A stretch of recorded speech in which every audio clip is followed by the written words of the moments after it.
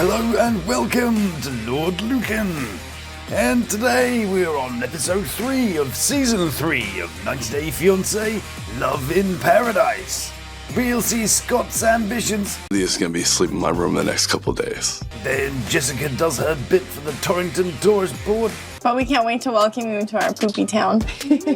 And there's more bloody cows. Hello there, guten Tag and bienvenue to you. A cocktail of your choice to the lords and ladies of the Lukan Manor. Please give that subscribe button a damn good spanking and take that like button out back for a good old what for. Righty-ho, mon ami, let's go see what's a-happening in Columbia Land. Jessica has arrived with the kids and her friend and are headed to the vacation home that Juan has invented. No, he isn't.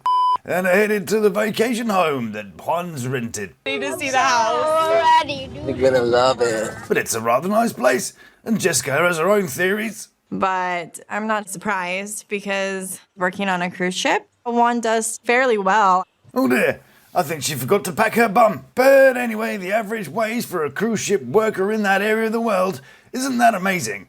But I guess a guy from Cali, a place where the residents typically live below the poverty line, is not bad at all.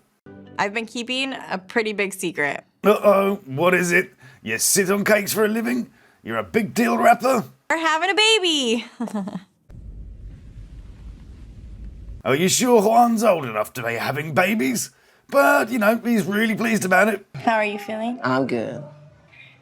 Yeah, the mouth kind of says woohoo, but the eyes are like... One day this week, we're going to take them to do something fun, and then we're going to tell them the great news.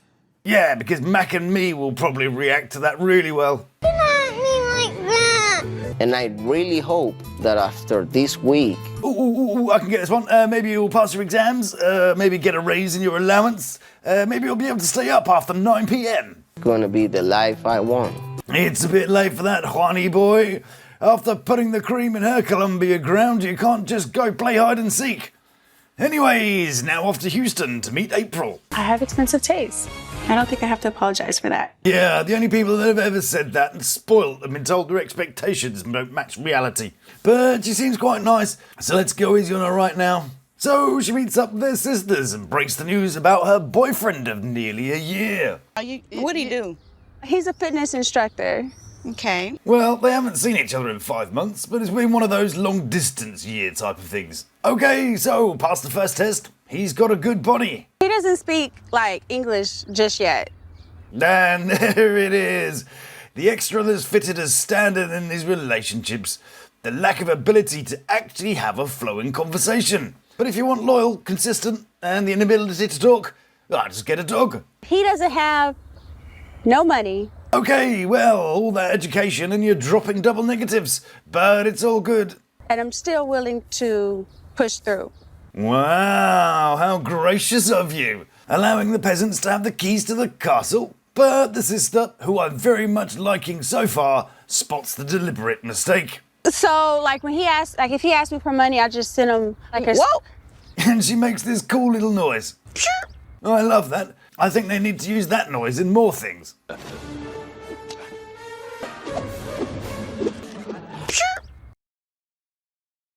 Back up. You sending him money? Oh dear. Then the other sister starts deflating. And the other one does too.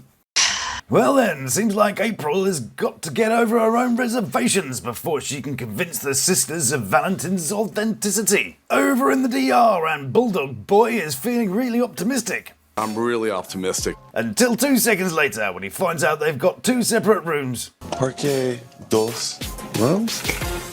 Grande problema. Actually, it's porque dos habitaciones. But I guess the words why and two were more important to learn than anything to do with a hotel. He's also learned the word for smooth, very much, and thanks. So as long as he's doing anything that requires him to say, why two very smooth big problem, you know, like an unfortunate accident in the ball waxing studio, he'll be fine. So they get a taxi and the conversation flows. Playa, Wow. beach, I know. mar. Yeah. No, you didn't, you bulldog-looking ballsack. In the next part, you just say 2 words. I want to see your casa. I want to see the beaches.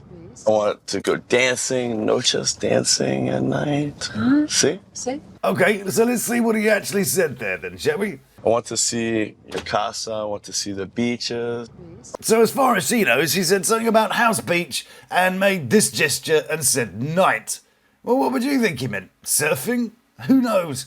But judging by the face, yeah, it'll be fine. But don't you go worrying about all that language barrier. Scott just keeps on going and totally confuses everyone. You don't like? No me gusta. Fish? Grande fish. Yeah, good job, Scott. But he's not short of confidence. I would say if I was a gambling man, Lydia's gonna be asleep in my room the next couple of days. Yeah, I'll take that bet, and I'll raise you a no way, Jose. Yeah, you keep them eyebrows to yourself, mister. Next, we're off to see a right old horny cow. Oh, sorry, wrong footage. I meant Jordan. One step closer to seeing it all. Okay, so I'm pretty sure there'll be people that disagree with me. I'm pretty sure that accent isn't authentic, but he puts his accent on stronger in this one. Be up here. He keeps slipping when he says basic words. I noticed that in the last episode. Guy, my countryman, Jordan, family. It's the last one that bothers me. His pronunciation of the I in family. Family. A true Jamaican pronounces fambly. And words like family, Family. guy, Guy, and man man. are all learned when a person is young. Anyway, I could totally be wrong, but I've met a lot of Jamaicans and he's just not coming across as being real. When I landed in Jamaica and turned my phone back on, I had a really upsetting voicemail come through. I am single. I have no trouble meeting women. I mean, women approach me 6-7 times a day. Couldn't take my eyes off of you, and your friends were very jealous. Even if they say they weren't, they were envious of the fact that I approached you. Maybe it was something like, hey babe, meet between Salvador Dali and Banana Hat. And then there's this big silence for like 11 seconds. And I can't be bothered to watch her face for that long. So we're off to Colombia to see how Juan is adjusting to fatherhood. Every time I sit down, I have to get up. Yeah, welcome to fatherhood. With Dawson, it is an everyday thing. What was that? Did you just drop the F-bomb? Not sure about all this fatherhood, huh? Not quite the cool text conversation you thought it was, huh? Gonna be back on that boat for many months at a time? Well, I guess we'll have to see. But the next part is pretty much a guide on how to put a 14-year-old looking guy off you in the time it takes to eat breakfast. Smells a lot. It smells. Snow and smells. Like cow poop. Cool, yeah. Start with the fact that where you live stinks. It's just a poopy town. Poopy town. But we can't wait to welcome you to our poopy town. And what does Juan make of it? But I've been living in paradise for a long time. It's gonna be hard to give up. Oh, I don't know. What 14-year-old looking guy with no responsibilities that's been living on board a ship with no responsibilities, been seeing beautiful locations around the world, picking up women whenever he wants, wouldn't want to move to Poopy Town with someone else's picky, ungrateful kid? Yeah, it'll be fine. So we cut to Scott, who's practicing being a tit in public. And after accosting a stranger to translate their conversation, Scott drops in some classic humour. How does she feel about me being a polygamist with 3 other wives?